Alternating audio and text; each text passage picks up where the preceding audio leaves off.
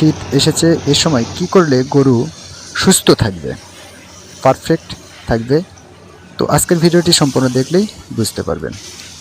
কি খাওয়ালে বা কি ব্যবস্থা নিলে গরু সুস্থ থাকবে, শীত আসছে নাকি গরু বুঝতে পারবে না।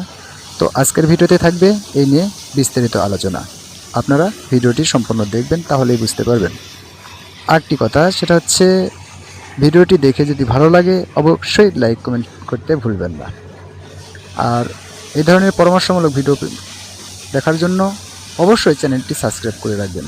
তো আর দেরি না করে আমি চলে যাচ্ছি মূল কথায়। শীত আসার আগে গরুর কিছু কিছু ট্রিটমেন্ট নেওয়া জরুরি, তাহলে গরু শীত আসার পর বুঝতে পারবে না গরু শীতে আছে না গরু একদম পারফেক্ট আবহাওয়ায় থাকছে এরকম অনুভব করবে। শীত আসার আগ মুহূর্তে গরুকে কৃমিমুক্ত করার পর গরুকে ভিটামিন, ক্যালসিয়াম এবং জিঙ্ক খাওয়ান, তাহলে গরুর শরীর গরম থাকবে। এবং গরুর ঘর অল টাইম পরিষ্কার পরিচ্ছন্ন এবং শুকনো রাখার চেষ্টা করবেন, তাহলে গরুর শীত অনেকটাই কম লাগবে, গরু সুস্থ থাকবে, ভালো থাকবে।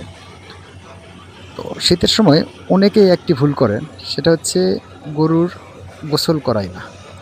শীতের সময় গরুকে দিনে একবার গোসল করানো জরুরি, কারণ গরুর গায়ে কিংবা গরুর ঘরে যদি ময়লা থাকে তাহলে গরুর ঘর শুকাবে না, এবং গরুর গায়ে যদি ময়লা থাকে বিভিন্ন রকম জীবাণু আক্রমণ করবে এবং গরু অসুস্থ হয়ে পড়বে। আর প্রথমে যেটা বললাম, শীত আসার পূর্বে গরুর যে কৃমিমুক্ত এবং ভিটামিন, ক্যালসিয়াম করার কথা, আমি যেটা করি সেটা হচ্ছে কৃমির ডোজ দিই, দেওয়ার পর ক্যাটাফস এবং রেনাসল এডি। আপনারা চাইলে পশু চিকিৎসকের পরামর্শ মোতাবেক কোন গরুতে কতখানি ডোজ লাগবে পশু চিকিৎসকের পরামর্শ নেবেন, দেখাবেন, পশু চিকিৎসক আপনাকে ডোজটা বলে দেবে।